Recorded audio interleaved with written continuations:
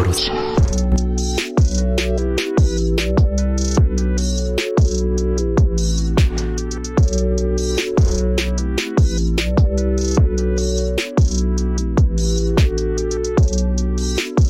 Bienvenue dans le truc, nouvelle émission, nouvel invité. Vous connaissez notre formule. On a la chance d'accueillir Céline Msili, réalisatrice, enquêtrice, je ne sais pas, plein de mots en trice, mais en tout cas, tu fais beaucoup de choses. On aura l'occasion d'en parler. Avant tout, je mets le sablier parce qu'il y a énormément de choses à dire, mais ça nous permet de garder un peu le contrôle du temps, parce que sinon, on ne s'en sort plus. Comment ça va ? Ça va, merci. Merci de m'avoir invité. Ça fait Bien plaisir, sûr. vraiment. Non, mais on est fasciné justement par ton parcours parce qu'il y a quand même... Moi, je te considère comme une enfant de la télé. Quand je regarde ton CV, je regarde Au Calme TV, enfant de la télé, de la culture urbaine. Au Calme TV, Trace TV, Move. Donc tu vois, t'as bercé un peu dans toutes ces structures-là qui donnent la parole à la culture urbaine. Et nous, on est très axé culture urbaine. Donc forcément, la connexion est toute faite. Justement, sur ce parcours, comment ça a commencé ? Parce que j'ai vu que tu étais formé à l'école des nouveaux médias de la communication. Ouais, les FAP. Ouais, c'est l'école à la base qui est une école attachée de presse et qui s'est ouverte à tous les métiers de la communication. D'accord. Moi, en fait, depuis le collège, j'ai toujours voulu être journaliste. Voilà, et je voulais être journaliste dans la musique, de préférence. Ouais. Voilà. Et du coup, en fait... À la suite de mon bac, en même temps, j'ai passé un concours de l'EFAP, du coup. Et en fait, je voulais être journaliste absolument, mais je voulais pas forcément faire une école de journalisme. D'accord. Parce que je voulais pas me restreindre. Je m'étais dit que j'avais envie de connaître tous les métiers de la communication en réalité, qui est du marketing, de la com, du journalisme, de la production audiovisuelle. Je voulais tout faire. D'accord. Voilà. Je m'étais dit... Voilà, on peut apprendre le journalisme et en même temps, on peut m'apprendre aussi d'autres choses. Donc, pourquoi pas ? Parce que tous les métiers de la com, en vrai, se complètent. Et je m'étais dit, comme dans tout métier aussi, parfois c'est difficile, on ne sait pas ce qui est fait demain. Imagine, je sors, finalement, j'arrive pas à trouver peut-être chaussures à mon pied ou que c'est compliqué dans le journalisme. J'avais qu'une seule voie. Et là, ça me permettait d'avoir plusieurs voies, plusieurs arcs à mon arc, on va dire. Et c'était ça qui était intéressant. Donc j'ai voulu faire l'EFAP et du coup j'ai passé un concours en même temps que mon bac pour pouvoir aller à l'EFAP et je l'ai eu. Et du coup j'ai intégré l'EFAP pendant 4 ans. Et en fait la dernière année de l'EFAP c'est une année de stage. Du coup mon objectif ultime c'était de rentrer chez Trace Urban parce qu'à l'époque il faut remonter en 2014. 2014. Voilà, 2014 j'ai intégré Trace et à l'époque en vrai en médias urbains qui faisait rêver en tout cas parce que moi dans mon domaine où je regardais Trace, il y avait des petits reportages sur les artistes, des interviews, on allait à la rencontre des artistes et ça faisait des mini-sujets et moi c'est ça qui me faisait envie et qui me faisait rêver. Donc mon rêve c'était d'intégrer Trace Urban, clairement. Vraiment, c'était l'objectif et tu as pu les intégrer. Mais avant, tu avais bossé aussi pour... J'ai vu que tu as bossé pour Réservoir Prod aussi. Alors ça c'était après. Non, t'as raison, c'était avant. T'as raison. J'ai bien lu tout ça. T'as bien lu, franchement, Non mais ça m'a marqué. Alors c'est vrai que je voulais être journaliste, mais au début, donc chaque année à l'EFAP, t'avais un stage, et au début, j'avais pas forcément ce que je voulais. C'est-à-dire que la première année, j'ai été bookeuse à l'agence D, et en fait, j'ai adoré. D'accord. Et comme quoi, et aujourd'hui ça m'a beaucoup servi au final parce que tout ce qui était en fait le relationnel aussi, c'est beaucoup de relationnel le journalisme et c'est rencontrer des gens, c'est le réseau et en fait ça m'avait beaucoup appris mais c'était pas le stage quand même que je voulais faire en soi parce que j'étais un peu frustrée de ne pas avoir eu ce stage en journalisme. Donc le deuxième objectif c'était deuxième année je veux mon stage en journalisme et j'ai eu du coup l'opportunité d'avoir Réservoir Prod, du coup en tant que journaliste enquêtrice pour Maison à vendre et recherche appartement maison pour Stéphane Plaza. M6, Voilà, pour M6 du coup, et c'était très bien passé et j'avais une super belle expérience et du coup là pareil, ça m'avait donné une autre vision du journalisme et de l'enquête et qu'en réalité l'enquête c'est primordial avant de vouloir être journaliste en fait. D'accord. Donc c'est là où je me suis rendu compte que c'est pas vrai en fait, tu peux pas arriver à être journaliste. il faut savoir enquêter d'abord. C'est ça les bases du journalisme. Ouais, donc la formation à l'EFAP finalement et les stages t'ont permis vraiment de mieux maîtriser toute la chaîne derrière. Exactement, et les rencontres, et en fait tu te rends compte que des fois tu es peut-être déçu, mais finalement ça va t'apporter plein de choses. Donc en fait j'essayais aussi toujours de me dire, voilà, il faut prendre aussi ce que j'ai à apprendre au final. Et parce qu'en vrai, l'école a été chère aussi. Oui, évidemment, tu payes aussi pour voilà, j'ai fait un crédit pour pouvoir payer mon école.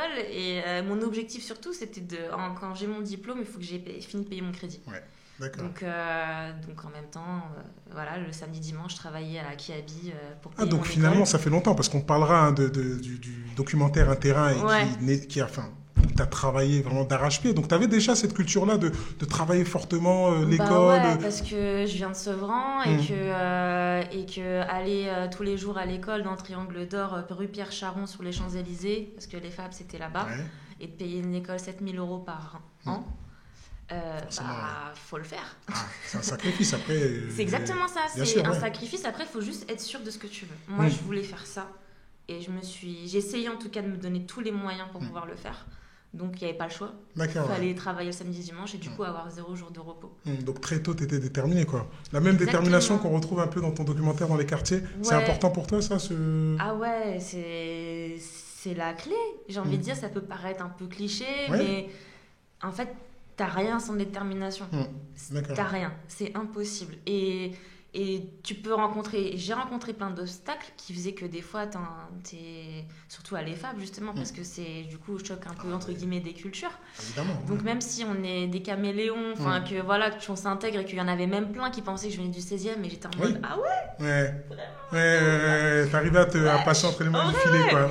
Mais t'avais quand même des distanciations qui faisaient que culturel, on vient pas vraiment du même monde, là. Vraiment. Ouais, c'est vraiment le rapport au monde. D'ailleurs. Hier, j'ai été interviewée par les FAP pour mon documentaire. D'accord. Ce qui est incroyable parce que du coup, il y a 6 ans de ça, où j'étais diplômée.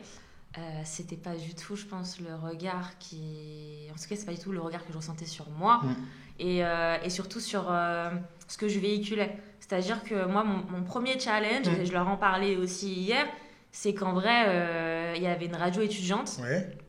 Et du coup, on avait une émission à faire, des sujets à proposer. Évidemment, le premier sujet que je propose, moi, c'est un sujet sur le rap. Et j'avais l'opportunité d'interviewer Nesbill lors de son dernier Planète Rap Sélection Naturelle. Et du coup, je propose ce sujet-là à la petite rédaction et tout. Et ils me disent, mais c'est qui Nesbill et tout? On ne connaît pas, c'est pas un vrai rappeur, enfin, il n'est pas connu. Moi, genre, je commence à me décomposé. Je me dis, attends, ils vont m'enlever l'opportunité de faire l'interview de Nesbill, là, pour de vrai.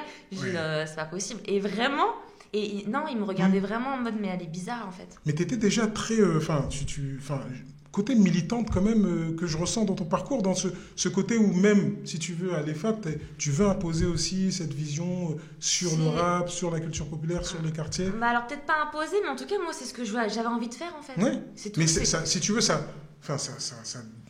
c'était pas la même dimension et la même vibe que tu pouvais retrouver sur les sujets de dans le moule. Exactement, je te parle de ça, rentrer dans le moule et s'acclimater un peu à l'atmosphère globale. Quoi, tu vois. Je pense que je le faisais déjà assez, entre guillemets. Tu vois, et en fait, du coup, quand il y avait des sujets et des petites opportunités qui s'offraient à moi, surtout que j'avais cette opportunité par rapport à Nesbill, pour moi, il fallait pas que je laisse passer. Et puis, de toute façon, c'était mort. J'allais le faire. Tu voulais le faire, quoi qu'il arrive. Le faire. Donc, mais ce moment-là, il m'a mis un peu un petit coup de mou, dans le sens où je m'étais vraiment remise en question et je m'étais dit, mais est-ce que j'ai vraiment ma place, en fait mais c'est ça. Et ça, c'est la question. Parce que là, il y a personne qui partage mes envies, il y a personne qui me comprend. Donc, en fait, là, c'est clairement, Céline, tu veux vraiment le faire, là sois sûr de toi. Mais aujourd'hui, ils ont un autre rapport parce que quand tu vois, si tu veux, l'évolution de la culture européenne, du rap et du pop. Et non, mais c'est ça la transformation, si tu veux, qui est dingue 6 ans après. Là, si tu veux, c'est un tout autre game, quoi. C'est magnifique, surtout que. Au final, j'ai fait mon interview de Nesbill. Voilà. Donc, t'as pu. J'ai forcé comme une vraie. Parce que ça fait partie aussi de nos qualités. On est débrouillard et puis on est persévérant et on sait convaincre. C'est que je l'ai fait. Et c'était un premier challenge pour moi. Et c'était un premier challenge réussi. Et à la fin, quand je l'ai diffusé, il y en a plein qui sont venus voir en mode ah, c'était trop bien ton interview, j'ai découvert Nesby, c'était génial. Et là, j'avais gagné, c'est bon. Donc, pour moi, c'était le summum. C'était... Franchement, pas mal, ouais. Non, là, c'était mon petit challenge. Non, en fait, c'était à un petit degré, tu vois, mais c'était une petite victoire pour moi. Et ça m'avait motivé du coup à me dire mais il faut que je défende ce que j'ai envie et que je défende mes idées. En fait, si j'ai envie de faire ça, je le fais, c'est tout. Comment t'es rentrée à Trace puis au Calme? Comment ça s'est fait? Justement, Trace, j'ai envoyé une candidature spontanée, avec mon interview de Nesbill. Ah d'accord, donc voilà, l'interview de Nesbill t'a permis voilà, c'était mon lien en fait. Vraiment, l'interview de Nesbill, ça a été le petit déclencheur qui a fait que j'ai envoyé ça en candidature spontanée, en candidature spontanée à Trace Urban, du coup à Sébastien Lamaison, l'ancien rédacteur en chef, qui m'a donné ma chance, clairement. C'est le premier qui a cru en moi et qui m'a donné ma chance. Ok, voilà. D'accord. Et pour dire aussi, parce que le petit bémol, c'est que, entre guillemets, c'est en faisant les FAP, du coup, j'apprenais tous les métiers de la communication, mais le métier vraiment de JRI, journaliste, reporter d'image, donc de filmer, de monter, de faire les interviews en même temps, ça, on n'avait pas une très grosse formation sur ça.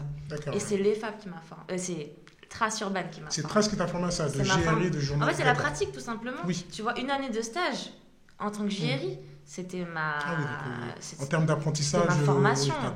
Et Sébastien Lamaison, Hugo Claveau et Soraya Nikita, c'est ces trois personnes-là vraiment qui m'ont formé au métier et à la personne de... Ça a duré combien de temps justement chez Trace? Une année, c'est une année. Une seule année, d'accord. Voilà. Parce qu'après, tu as basculé sur le Calme, mais là, ça a duré plus longtemps. Une année et du coup, j'ai terminé en faisant un mini-doc de 26 minutes sur Génération Trap 2.0. Voilà, donc c'était le début de la trap, justement, parce que on arrivait en 2015. Tu vois, c'était fin 2014, 2015. Et ensuite, quand j'ai terminé Trace Urban, j'ai fait un mois chez O5. Et après, j'ai eu l'opportunité pour Au Calme. D'accord. Et j'ai basculé chez Au Calme, et là, je suis restée 5 ans, 5-6 ans. Ouais, il y avait un truc de fou, truc de ouf. Il n'y avait pas une émission comme ça je faisais Rendez-vous Au Calme. Pardon, donc toutes les interviews promo pour rencontrer les nouveaux les artistes émergents et déjà en place, les têtes d'affiche, pour pouvoir parler de leur sortie d'album et de leur promo. Et en même temps, il y avait d'autres sujets, des focus sur les artistes, sur les humoristes, sur les sportifs. Ah d'accord, il y a du sport aussi. Ouais, le sport et il y avait des trucs de ouf aussi sur les sujets un peu insolites. Voilà. Okay, donc c'était très complet quand même. Sur ça, tu as vraiment fait tes armes là-bas, tu as appris beaucoup de choses. Et c'est là que tu as tissé du lien avec les rappeurs justement parce que... parce qu'en fait, ce qui est trop bien aussi, entre guillemets, dans mon parcours, sans faire exprès, c'est que je finis ma formation chez Trace en 2014. 2015, j'intègre Au Calme. Et 2015, c'est un peu la deuxième âge d'or du rap français. Voilà. Et du coup, je commence à faire vraiment... je fais tous les artistes qui sont aujourd'hui tête d'affiche. Je veux dire, je fais leurs premières interviews. Je fais la première interview de Nino. D'accord. Je fais la première interview d'Ornette Lafrappe. Okay. Je fais une des premières interviews d'MHD parce que c'est son premier concert. Tu vois, une des premières interviews de Sincheka, donc d'Adjou et d'Aboutal. En fait, je fais plein de premières interviews des têtes d'affiche, des Gradures. Avant, il y avait première interview. Première interview, attention. Gradure, première interview? Je crois que c'était Camos Prod, première interview Gradure. Alors.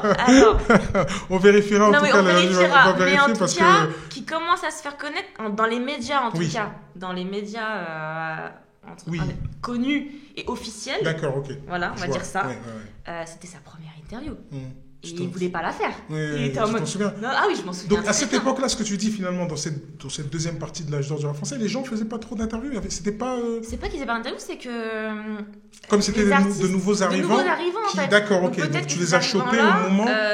n'aurais pas eu parce que j'en ai fait aussi d'autres où j'aurais fait leur première interview qui n'ont pas eu forcément le succès tu vois, comme Nino aujourd'hui, mais j'ai participé au premier. Oui, à la construction. Donc du coup, ça crée un lien exactement parce que du coup on se revoyait à chaque album comme prévu, MLS, donc j'en ai fait je sais pas combien d'interviews de Annie ou de donc en fait je les ai vus grandir et moi ils m'ont vu grandir aussi. D'accord, ok. Parce que j'étais la petite fille aussi qui commençait les ITV entre guillemets chez Au Calme, comme eux ils commençaient leur première interview. Donc en fait on a grandi ensemble et ça a créé des liens quand même, tu vois, qui fait que de confiance en tout cas, qui fait que bah, ils savent comment je fonctionne, je sais comment eux ils fonctionnent, ils savent très bien que j'ai toujours été très bienveillante envers les artistes. Je vois un peu... Et je vais pas dans le truc des questions pièges ou dans le truc de je vais les mettre mal à l'aise. Donc moi j'ai toujours été en plus assez détente, tu vois, donc je pense que voilà. Mais il n'y a pas un côté, justement, pour revenir sur ça, parce que c'est intéressant ce que tu dis, il n'y a pas un côté assez lisse, justement, des journalistes qui ne veulent pas non plus rentrer dans des problématiques et dans des thématiques qui bien pourraient sûr, ça intéresse moins. Tu vois bien sûr. C'est quoi ça permet... Mais moi, ça n'a jamais été mon... Alors, c'est bien que tu poses la question, parce que moi, ça n'a jamais été vraiment mon objectif d'être la journaliste qui interviewe, genre, la journaliste connue. Et c'est vrai que, entre guillemets, il y en a beaucoup aussi qui peuvent me le reprocher, comme des médias avec qui je travaille, qui me disent tu ne mets pas assez en avant, t'as pas assez de followers, ou il faut que tu fasses plus de. J'ai jamais eu ce truc-là avec les réseaux sociaux, c'est vrai. D'accord, j'allais te poser la question justement. Parce que tu es spécialiste de la communication, entre guillemets, j'aurais pu. Parce que j'en ai des artistes, j'en ai connus et j'en ai rencontrés. J'aurais pu à chaque fois faire une photo avec eux, les poster sur les trucs. Et voilà, et tout le temps alimenter, tout le temps, à chaque fois que je suis avec un artiste, snapper. Tu vois ce que je veux dire? Mais j'ai jamais eu ce réflexe-là. Et en tout cas, moi-même, dans ma démarche avec les artistes, quand je faisais des interviews, j'ai toujours voulu les mettre en avant eux en fait. Et moi je suis aussi d'une culture où en soi, vu que je suis générique, j'ai toujours été souvent derrière la caméra. Parce qu'en vrai, le passage après la caméra, ça s'est fait après, tu vois. Parce qu'au début, je faisais les interviews mais derrière la caméra. Ensuite, il y a eu la culture où tous les journalistes, bah du coup, ils se sont mis devant les caméras et du coup, tous les médias et dont moi après on m'a demandé du coup au calme. C'est il faut que tu te mettes devant la caméra maintenant. Et moi j'étais mais c'est les artistes. Donc tu as connu ce tournant-là où maintenant les journalistes sont eux-mêmes. Exactement. Donc j'ai dû faire cette transition, mais elle n'était pas forcément évidente pour moi. D'accord, Parce que moi, donc, pour moi, t'étais encore en Sénégal. Donc c'est bizarre, tu étais vraiment entre les deux, parce que tu as connu cette transition-là. Mais clairement. Parce qu'aujourd'hui, un journaliste, si tu veux. T'avais Cœur, je t'entendais que sa voix. T'avais Cœur, j'ai rappé, t'entendais que sa voix. Puis tu ne le voyais pas. Tu ne le voyais pas. Et ça plaisait pendant un long moment à tout le monde, tu vois. Et au bout d'un moment, même lui. Mais bien sûr, le passage. Il a dû faire la transition. Yann Barthès aussi, on entendait sa voix, après on l'a vu à l'écran, après il anime l'émission. Donc en fait, il y a eu cette transition-là où on est devenu on devait limite devenir des personnalités publiques. C'est ça. Tu vois. Et ça, moi, je l'ai peut-être pas encore trop assumé. Parce que moi, mon objectif, c'était qu'à la fin de l'interview, l'artiste il soit content et j'ai pu défendre son projet comme lui, il a voulu que je le défende. Pour moi, notre rôle, en tout cas, mon rôle, c'était de promouvoir l'artiste et de vendre son projet. Donc moi, mon objectif, c'était de faire en sorte que l'artiste, il se vende le mieux possible, que je fasse ressortir de lui les meilleures choses. Moi, c'était ça mon objectif. C'était pas de comment je pose ma question, est-ce que je vais bien formuler, est-ce que je vais plaire au public, j'ai jamais pensé à ça. Alors, et après, je me suis rendu compte que il y en a plein qui sont dans ce truc-là et du coup, ils ont une fame aussi, alors qu'ils posent les mêmes questions que nous au final. Oui, bien sûr, oui. Après, ça fait partie du jeu aussi en même temps. Ça fait partie du jeu, ce sont les nouvelles règles. En soi, moi, j'étais plus dans le... Il faut mettre la lumière sur l'artiste, c'est eux, les stars au final, tu vois. J'ai eu un moment où j'ai eu du mal de se dire que même nous, on doit se mettre en tant que... C'est devenu ça la tendance. Pourquoi tu vois, exister à travers les réseaux sociaux et derrière il y a à travers les artistes aussi. Et à travers les artistes. Parce que du coup, tu te sers aussi d'eux. Mais tu sais qu'aujourd'hui, si tu veux, tu as des journalistes rap qui ont une influence où ils sont appelés par des artistes pour pouvoir les placer sur des choses. Donc tu vois, les choses se sont un peu retournées globalement. L'artiste après, je l'accepte plus, mais j'avoue que j'ai encore un peu du... Demain, je fais une interview, je vais avoir toujours le même réflexe d'essayer de donner le meilleur de l'artiste et pas forcément de moi-même. D'accord, Donc je vois bien... tu vois ce que je veux dire. Et du coup, je vais peut-être mal formuler la question, ou je vais peut-être mal me tenir, ou je vais peut-être mal... et du coup, les gens, ils vont peut-être être... Ah putain, mais vas-y, ou tu vois, je vais peut-être être moins... faire moins attention à moi. Et du coup, ça va se renvoyer à l'image, évidemment, tu vois, parce que je vais être focus sur l'artiste. Et je vais pas forcément me dire, il faut que tu te tiennes mieux. Oui, d'accord, donc tu vois vraiment sur l'artiste. Fais attention, tu vois. Parce que alors que c'est important. Mais très important. C'est important. Tout est important. Pour revenir sur ça, parce que ça, c'est une de mes questions, on va basculer, parce que tu as un parcours qui est très riche. Et c'est intéressant ce que tu dis sur... moi, j'aime bien cette dimension-là de toujours travailler et donner le meilleur de soi-même. Sur terrain, parce qu'on va revenir sur terrain, et c'est ça le cœur du sujet, parce que ça vient de sortir, c'est un gros travail qui a duré plus de 2 ans, c'est ce que tu me disais en off. Terrain, donc... ma question, est-ce que les rappeurs doivent être les nouveaux conteurs de la vie de quartier? Non, pas forcément, parce qu'il n'y a pas que. Mais aujourd'hui, il ne faut pas nier qu'ils ont une certaine influence maintenant et que leur voix ça y est, ils ont du sens en fait. Et on s'intéresse à eux, à ce qu'ils pensent. Et à savoir s'ils sont intelligents, s'ils s'intéressent à autre chose que la musique. Très on les interviewe aussi pour du sport ou sur d'autres sujets, tu vois. Mais tu penses qu'ils sont prêts pour ça? Certains, et préparés? Certains, oui, je pense. Parce que certains... en tant que spécialiste de la communication, tu le sais très bien. Et d'ailleurs, ton parcours illustre. Moi, je te dis, sans détour. Ton parcours, par exemple, ce que tu décris, venant de Sevran, les FAP, je charbonne, je paye mon école, tout dans la légalité, tout dans le trajet, Sevran, Champs-Élysées. Moi, j'aurais voulu avoir un visuel sur ça. Tu vois, parce que je crois que ça aussi, ça manque d'avoir cette posture-là. De savoir que... Tu vois qu'il y a aussi autre chose que du rap et du football. Moi, c'est ça ma question. C'est que, est-ce que tu ne penses pas que... Après, on l'évoque dans l'épisode 4. Dans l'épisode 4. Et c'est intéressant parce que j'ai fini l'épisode 4 aujourd'hui. Et à la fin, je me suis dit, c'est ça que j'aurais voulu voir. Au début, je t'avoue, premier, deuxième, troisième. Très intéressant. Hein. Mais tu vois, YL disait des choses intéressantes. Qu'on peut s'en sortir même si on vient d'un quartier. Bien sûr. Mais toi, ce que tu voulais délivrer comme message quand tu fais le documentaire, c'était quoi? L'essence même du documentaire. Je voulais raconter l'évolution du quartier à travers les voix des rappeurs et qu'il n'y ait pas de voix off. Déjà. Je ne voulais pas de voix off. Je voulais que les rappeurs soient les narrateurs et qu'il y ait les habitants aussi qui puissent intervenir. D'ailleurs, il n'y a pas que des rappeurs, il y a aussi des mecs de cité qui interviennent. Mais c'est vrai qu'ils sont prédominants parce que j'avais envie de les faire parler sur autre chose. Parce que moi, j'ai tellement l'habitude de les faire parler sur leur musique et que c'est vrai qu'à la fin des interviews, souvent, naturellement, on échange tout le temps. Même toi, tu peux échanger avec des artistes. Et du coup, tu as une autre vision d'eux aussi, tu vois. Et tu te rends compte que on peut parler d'autres choses aussi, tu vois. Et que tu es aussi bon et que tu peux aussi te mettre en avant sur autre chose. Et moi, je trouve aussi, et ce que j'ai essayé de faire et que j'espère que les gens ont ressenti, et j'espère que tu as ressenti, c'est que finalement, des fois, tu peux même te détacher de l'artiste et tu vois la personnalité. En fait. Exactement. Et des fois, tu parles pas forcément avec YL, mais tu parles avec Lamine.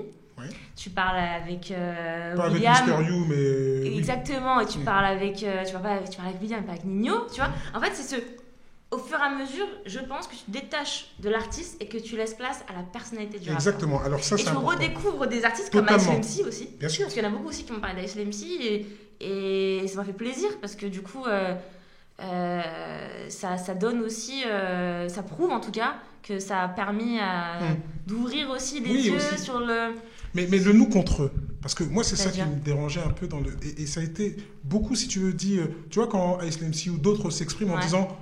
Un mec du quartier, quand il va dans le 16e, il va s'adapter, le mec du 16e. Tu vois cette opposition constante entre les environnements où moi, je ne sais pas comment l'interpréter, ça. De se dire, le mec du quartier a des spécificités qui sont propres. Tu viens d'un quartier, tu as dit, tu étais à Sevran. Quand tu étais à l'EFAP, tu le revendiquais à l'EFAP? C'est pas que je le revendique, on n'a pas besoin de le revendiquer. Mais c'est un fait, c'est tout. Bien sûr, c'est un fait. C'est-à-dire que... Et on se base sur quoi? Sur ce fait. Donc c'est une identité qui se voit sur la personne. C'est ça que j'arrive pas à décrypter. Justement, on peut jamais... C'est quoi un mec de quartier alors? Dis-moi. C'est un débrouillard, c'est un mec qui est... Et donc, alors, un mec du 16e ne peut pas être débrouillard ou pas? Peut-être, bien sûr, peut-être. Mais c'est ça, moi, qui m'intéresse. Mais non, parce que c'est... Évidemment, quand tu pars d'en bas, tu sais la valeur des choses et tu sais que... En réalité, tu sais que tu as plus conscience aussi de ce que tu as entre les mains. Moi, effectivement, oui, j'étais à l'EFAP, j'en ai vu qui avait des 500 euros comme ça et qui se volait son scooter, le lendemain, elle avait le même. Est-ce que ça fait d'eux des personnes qui sont moins débrouillards ou moins adaptables? Mais ouais, certains, c'est en ça, si tu veux, ou justement dans le message global, c'est en ça où j'ai un peu du mal. Parce que je pars du principe. Après, on vient de quartier aussi, mais c'est dans l'opposition. Non, c'est pas. J'ai jamais été. C'est jamais dans l'opposition, en tout cas dans mon doc. C'est juste que c'est un fait. Moi, on donne jamais la parole en fait. Mais voilà. Donc, c'est un fait. La question... Mais on dit jamais. Peut-être que eux ils ne le sont pas. Peut-être qu'il y a des passionnés qui sont riches et qui. Oui, ça a été clairement dit. Donc il y a des passionnés qui sont riches. Enfin, il y a des riches qui sont passionnés et qui vont au bout de leurs idées et qui réussissent à faire des grandes choses. Ah ça, Et il y a des riches aussi qui étaient dans l'école à l'EFAP et qui parce que ils avaient un objectif qui était déterminé. On va dire que quand tu es des quartiers, si t'as pas un objectif. C'est compliqué. Si tu es riche et que tu n'as pas d'objectif, c'est pas très compliqué. Ok. Tu viens d'un quartier, tu n'as pas d'objectif, c'est compliqué. Tu ne viens pas d'un quartier, c'est pas compliqué non plus. Je veux dire, outre l'aspect financier, tu vois? Parce que c'est ça que tu veux mettre en avant. Mais non, non. Si tu viens d'un quartier, et que tu n'as pas un objectif forcément ou une détermination quelconque, ça va être compliqué pour toi. Ah, ça, on est d'accord. Ça va être hyper. Mais même quand on a une, la preuve, t'as vu ma détermination, c'était compliqué. Ah, mais totalement. Et moi, je l'ai vu à côté de moi, qui avait pas forcément un objectif, qui savait pas en fait, qui était à l'EFAP parce que c'était, si tu veux, c'était le. Pour beaucoup, je savais pas, mais après le bac, l'EFAP c'était la suite logique. Oui, d'accord, ok. Donc moi en fait, il y avait des copines de lycée et tout, de bande ou même des potes qui se sont retrouvées à l'EFAP parce que c'était la suite logique. En fait, après le bac, tu vas à l'EFAP. Alors si tu veux. Et juste, je termine ça, et ils savaient pas ce qu'ils voulaient faire après l'EFAP. Et il y en a, ils ont eu le diplôme, ils savaient pas ce qu'ils voulaient faire. Mais bah vas-y, il y a le daron, il avait un truc, une entreprise, bah ils l'ont eu, mais il y en a, ils se sont toujours perdus, et limite ils me disaient putain mais trop bien, t'as une passion, tu sais ce que tu fais faire et tout. Après ça c'est pour tout le monde, j'ai envie de dire. Oui, non mais c'est pour ça que moi c'est ça qui me dérange, l'opposition. Non, mais parce que la mentale elle est indépendante que tu viens d'un quartier ou pas d'un quartier. Mais non, mais parce que t'as comme parce que cette personne-là, elle était pas dans un stress financier ou quelconque, évidemment. Et ces barrières-là que nous on peut avoir, elle les connaissait pas. Et même, elle me posait des questions sur ma vie. Il se passe. J'ai jamais pris le RERB. Oui. Ah ouais, tout c'est comme ça chez toi. Mais t'en as même qui ne sortent même pas de la banlieue, qui restent dans le 75. C'est ce que j'explique aussi dans mon doc, où il faut s'ouvrir, ça c'est un autre sujet. Mais t'as pas les mêmes. On parle pas que les mêmes armes. Ok, aujourd'hui on est en France. Alors aujourd'hui on est en France, clairement.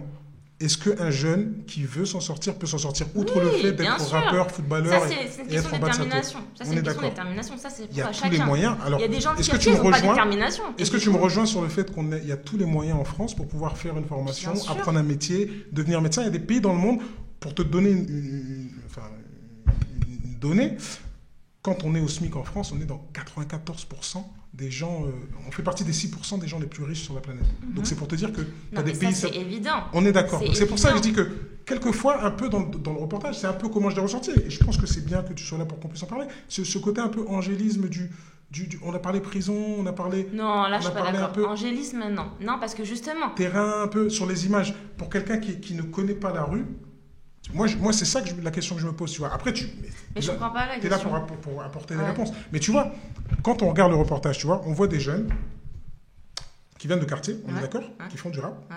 On parle un peu de sport, un peu de foot aussi. On parle de motivation et d'avoir les moyens de pouvoir charbonner, entre guillemets. Mais l'environnement global, si tu veux, et le focus qui est mis, il est mis que sur les rappeurs. Et ça revient à ma première question. Non, mais là, c'est autre chose. Là, tu parles pas de... Est-ce qu'eux sont légitimes pour, si tu veux, raconter c'était déjà la première question. Ça, c'était déjà sur la première question. Ça, où, non, mais c'est l'angle que j'ai choisi. C'est l'angle que j'ai choisi. D'accord. C'est l'angle que j'ai choisi. C'est ça que j'ai voulu mettre en avant parce qu'aujourd'hui, les rappeurs n'ont pas la même place qu'en 2014 ou 2013. Aujourd'hui, ils ont cette place-là. Donc, j'ai envie de leur donner. Je leur donne. Ah, mais c'est bien fait. C'est pour ça que je les vois, ça fait partie de mon métier ou moi, de mon parcours et de ma carrière. Une autre question, parce que j'ai posé la même question à Demo justement sur l'interview que j'avais.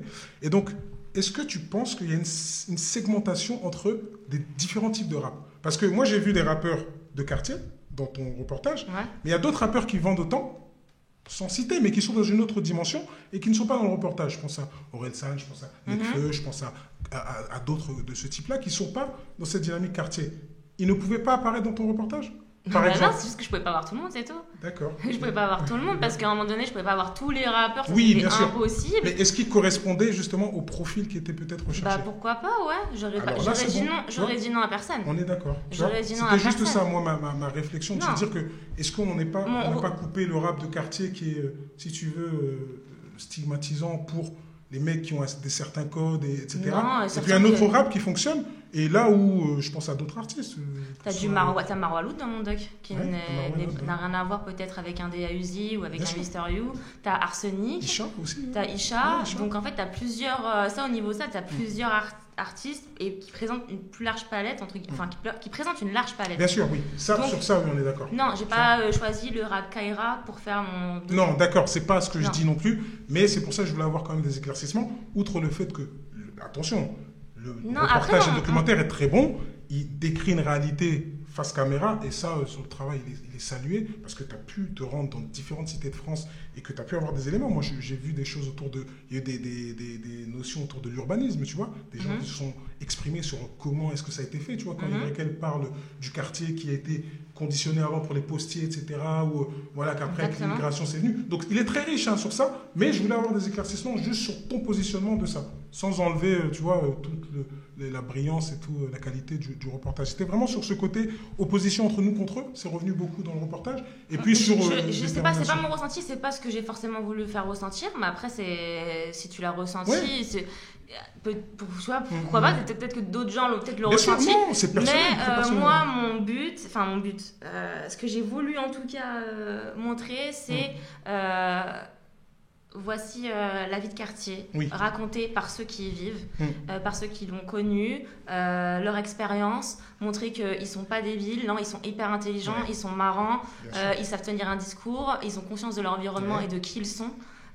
Ils ont envie de s'en sortir et même s'ils ont fait de la bicrave et qu'on passe par la bicrave et que même si c'est un court petit moment de mon doc dans l'épisode 2 d'ailleurs où on passe par ça, donc oui effectivement ça existe parce que c'est un fait, ça existe, donc on ne peut pas montrer non plus que les côtés positifs du quartier parce que le 1, l'épisode 1 montre beaucoup les côtés positifs, le 2 c'est plutôt les côtés néfastes justement et le cercle que tu peux être entraîné. Le 3 Le 3, c'est le dilemme, c'est ok, ça y est, tu fais quoi maintenant? Tu repars ou tu fais autre chose? Et il y a ceux qui vont y rester et qui le disent clairement. D'accord. Donc ça existe, pour dire que oui, c'est vrai, ça existe, il y en a, ils veulent rester, ils veulent continuer à le faire. C'était juste ça que je voulais savoir, tu vois. Et est-ce que c'est une volonté de leur part de rester, si tu veux, dans ces... En fait, tu as de tout dans les quartiers, c'est ça que j'ai voulu montrer. À l'inverse de, par exemple, même si je respecte aussi leur travail, que ce soit les enquêtes exclusives ou les enquêtes d'action, eux, ils vont te montrer les faits. Voilà, il se passe ça dans les quartiers. Mais on ne demande jamais, mais qui sont ces mecs? Pourquoi ils le font? Pourquoi ils repartent en prison? Parce qu'ils sont bêtes, ils n'ont rien compris et qu'ils veulent refaire la même chose. Non, on t'explique pourquoi ils repartent en prison, là, en fait. Qui sont ces mecs? Pourquoi ils bicravent? Pourquoi ils font ça? C'est quoi leur parcours? Qu'est-ce qu'ils pensent, en fait, en réalité? Et c'est ça, moi, que j'ai voulu montrer. Bien sûr, c'est ok, il y a ça dans les quartiers, c'est un fait. Voilà. Bien sûr, non, ça existe. Après, il ne faut pas nier la réalité. Il ne faut pas nier la réalité, ça existe. Après, je dis... Mais quelles sont leurs visions? Parce que non, c'est pas... Quelle proportion? C'est ça, moi, ma question. Parce que, en gros, je te dirais, je sais pas, les détenus en France, tu sais, ça représente 1% de la population. Est-ce qu'on doit faire un focus sur les détenus? Mais moi, c'est mes gens, c'est ce que j'en ai beaucoup, moi, chez moi, de détenus. J'ai envie de leur donner la parole aussi. Est-ce qu'il y a des gens qui leur donnent la parole dans une promenade? Jamais de la vie. Il faut aussi donner la parole, et tu viens d'un quartier, avec des parcours comme le tien, des gens qui sont... Et ça se dit dans le numéro 4, et c'est pour ça que je dis le 4, si tu veux, a fait la bascule, parce qu'ils ont dit, oui, il faut des médecins, il faut des avocats, il faut tout ça, pour justement sensibiliser tous ces jeunes qui aujourd'hui ont un rêve. On est d'accord. Et Mystérieux l'a dit, tu as une chance sur 1 million de devenir rappeur ou de devenir footballeur. Tu vois. Et ça, c'est la réalité. Tu vois. Donc, on peut vendre du rêve aux gens, mais c'est plus facile d'être médecin, tu sais. Exactement, mais ta thérapie surtout, qui lui, je trouve, est hyper intéressant dans son discours, où il dit qu'il faut toujours avoir un plan B. J'ai gardé mon métier voilà, il y en a plein qui ont découvert que thérapie était professeur et qu'ils n'auraient jamais pensé, surtout quand il dit aujourd'hui, je peux faire un Bercy complet et demain matin je suis à l'école avec les élèves. Exactement. Et ça je pense que ça a dû mettre un petit coup entre guillemets ou être surprenant en tout cas pour beaucoup qui se sont dit quoi, thérapie qui a vendu des millions d'albums, qui a travaillé avec Booba, qui a travaillé avec qui a vendu des millions qui a participé à ça, qui est dans les éditions de tout le monde, on peut se dire en tout cas d'un point de vue extérieur on se dit mais thérapie n'a pas besoin de tu vois. Mais lui, il explique que lui, il a choisi ce plan B-là et que c'est ce qu'il se conseille à ses enfants et à tous ceux... Parce qu'on le sait que la fragilité d'une carrière sportive ou d'une carrière de rap est très courte. Voilà. Et que derrière, si tu veux, sur l'après-carrière, tu as rencontré justement des anciens arseniques, etc. Et l'après-carrière, et on le voit dans beaucoup. Et ça encore, c'est un fait. Les après-carrières sont compliquées. Pour certains. Ouais, après oui, parce qu'on fait partie des métiers un peu... Enfin, les métiers artistiques aussi, toujours. C'est toujours, assez... bancal entre guillemets où c'est toi et ta chance et ton talent j'ai envie de dire et tes rencontres parce que le talent c'est une chose mais parfois c'est pas suffisant. La collaboration avec Black Dynamite justement sur ça parce que je sais qu'ils Black Dynamite tu vois je sais qu'ils travaillent sur des sujets, ils ont fait le reportage de Nicolas Anelka aussi, ils ont fait Omar Sy, ils ont fait plein de choses. Comment ça s'est fait la connexion justement avec Alors eux ils sont très orientés vers le sport de base. Teddy Riner ils ont fait aussi Benzema, Antoine Griezmann. Alors ça s'est fait d'une rencontre surtout parce qu'on avait Hype en commun, Hype qui travaille chez Awa Gang et qui travaille avec moi chez OKLM. Je cherchais du coup ce qui était le plus dur en tout cas même dans l'histoire de ce doc c'était de trouver les bons producteurs surtout. Non, ça c'était le plus dur important, parce qu'en réalité mon doc était fini début 2020 ou 90 minutes donc j'ai monté un 90 minutes pour pouvoir le proposer à des boîtes de prod. Ça c'était fini en janvier 2020. D'accord. Ah oui quand même. Et j'ai mis une année, j'ai trouvé Black Dynamite, j'ai j'ai accepté de collaborer avec Black Dynamite et eux ont accepté de mon projet. Ça va, c'était cohérent. Culture, sport, cinéma, ils sont vraiment dans... Oui, ouais, c'est vrai. Mais surtout que c'est eux aussi qui la produisent Read Out and Flow. Oui. Je sais pas si je le dis bien. Ouais. Où il y a SCH, Shai et Niska en jury. Donc ils commencent à avoir un pied aussi dans ce milieu-là. Donc, et non, mais surtout, ce qui était primordial, c'est que quand j'ai rencontré le producteur, il a su me parler de mon projet. Ouais. Et il a compris mon projet, que c'était pas, parce qu'il y en a beaucoup qui voulaient le présenter, ou en tout cas qui pensaient que c'était un documentaire sur le rap français. Mais c'est ça en fait, tu vois, la réappropriation de gens qui sont pas du milieu, qui ont du mal à comprendre ça. Et c'est là où je dis tout le danger, après, si tu veux. C'est pas grave, moi j'ai envie de dire, si tu penses ça, que tu penses tu vas trouver ça, et au final tu vas regarder ça, et tu vas être, ah mais en fait c'est un documentaire de société. Oui, c'est un documentaire de société. C'est un documentaire de société, ce n'est pas un documentaire sur le rap français. Mais c'est raconté par des rappeurs français. Donc c'est pour ça que je dis oui, mais il faut avoir la bonne lecture, si tu veux, de ce qui est dit. Et je te dis, il y a des pépites dans le documentaire, je t'ai dit, sur l'urbanisme, sur l'historique, sur le respect entre intergénérationnel, les petits et les nouveaux, etc. Il y a énormément de choses, tu vois. Après, moi, c'est jamais présenté comme un documentaire sur l'art français. Après, vu qu'il y a des têtes d'affiche, mais attends, et tout le monde pense que c'est un 22 artistes, tu prends Nino, tu prends Dahuzi, tu prends Dossé, tu prends tout ça, et tu nous dis, ce n'est pas un reportage non, parce que... mais c'est promotionné comme tel, quand même, honnêtement. Pas du tout. Donc, tu aurais pu se faire ce reportage sans avoir de tête d'affiche. Oui. Non, c'est pas ce que j'ai dit là. Ah, d'accord. Non, c'est pas ce que j'ai dit. Moi, ce que je voulais, c'était avoir des têtes d'affiche et aussi des newcomers. Oui, d'accord. Je voulais allier les deux. Bien sûr. Parce que je connais les têtes d'affiche et que je connais les newcomers. Pourquoi je me privais de mes têtes d'affiche alors que je connais mes têtes d'affiche? Oui, bien sûr. Mais ça aide. C'est évident. Ça aide. Somanes, Jul, ça aide en fait dans la diffusion, si tu veux. Ça parle à beaucoup plus de monde. Mais moi, c'est surtout ça aide au discours. Ça porte le discours. Mais les jeunes ils vont aller écouter. En termes de promo, quand même, les deux. Tu viens avec un dossier plus lourd quand tu viens avec tous les artistes que tu as pu rassembler. C'est sûr. C'est évident. Mais de base, je le fais pas pour avoir plus de ça je sais que tu fais. Non. Mais c'est pour ça que je te dis que, attention, c'est pas te justifier de ne pas le faire pour avoir du buzz. Non, mais après, c'est évident que ça va mettre la lumière sur mon doc. Et c'est le but, c'est de mettre la lumière sur le quartier via les têtes d'affiche. Et c'est comme ce que toutes les compiles de rap français se font. Ils mettent les têtes d'affiche pour pouvoir faire monter les newcomers. Et moi, c'est la même chose. Je mets les têtes d'affiche pour pouvoir donner au quartier une plus grande lumière. Donc, on est d'accord sur le cœur de la stratégie. Donc, tu as rencontré les responsables, c'est monsieur Enzo. Ouais, ça, Eric Enzo, du coup. Et c'est quand on a eu notre entretien entre guillemets, je lui ai envoyé, il m'a appelé un week-end en me disant je veux ton doc.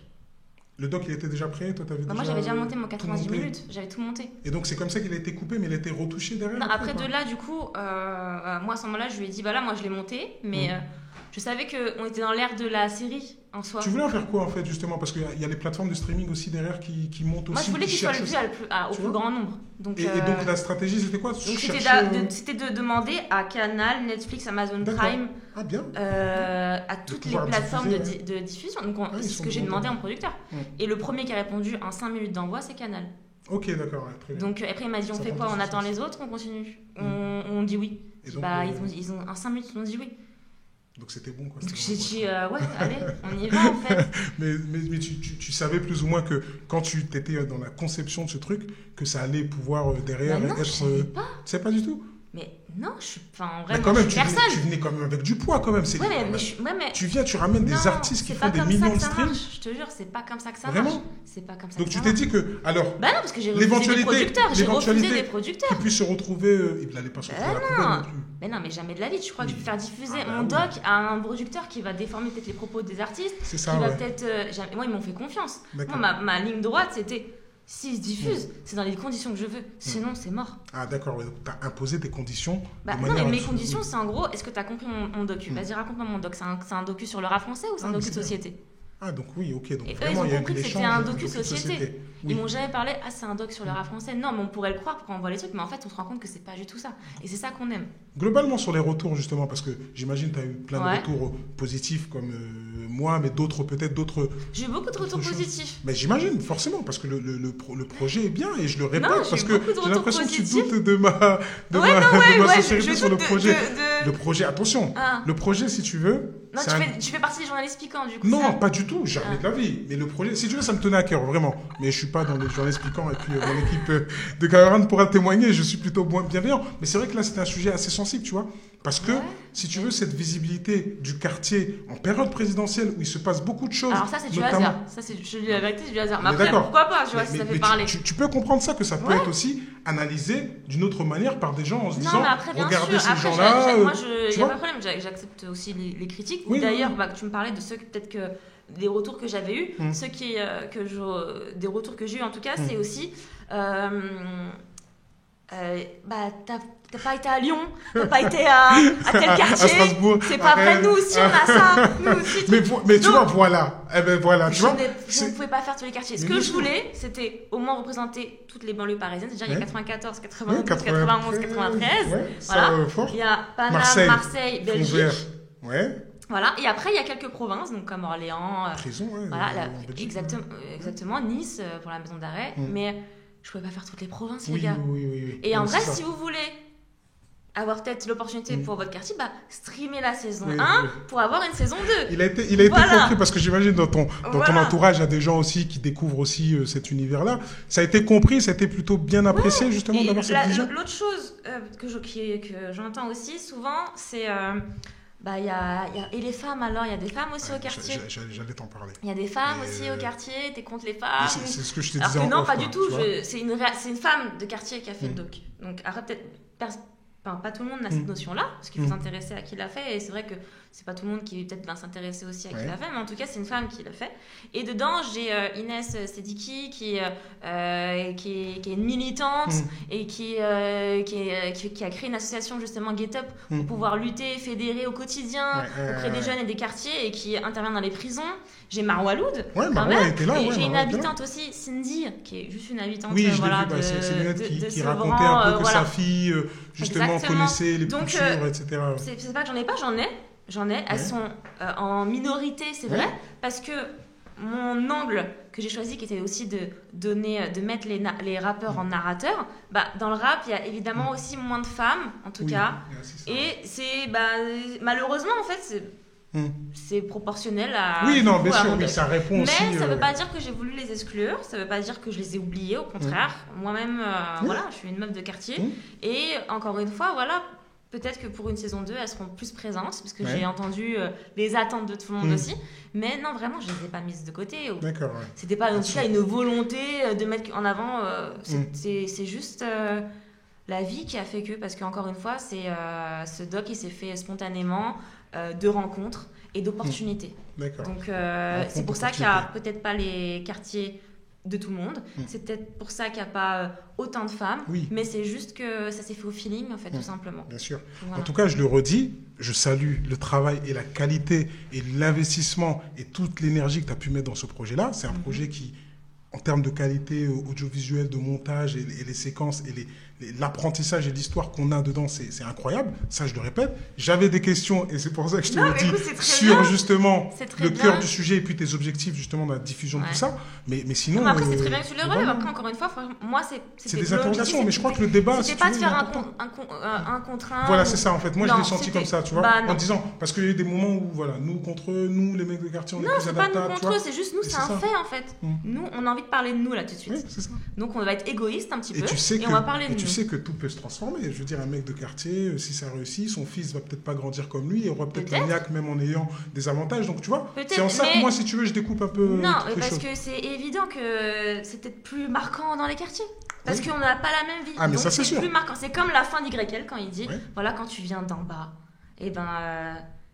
c'est toujours compliqué, et c'est du coup la victoire est toujours peut-être plus belle, et c'est toujours aussi mais tu vois sur ça, cet aspect-là, YL, c'était intéressant quand tu as filmé un peu le studio, tu vois la manière dont et il a dit dans le sujet, il a dit on va pas commencer avec des milliers d'euros, etc. On vient, tu vois.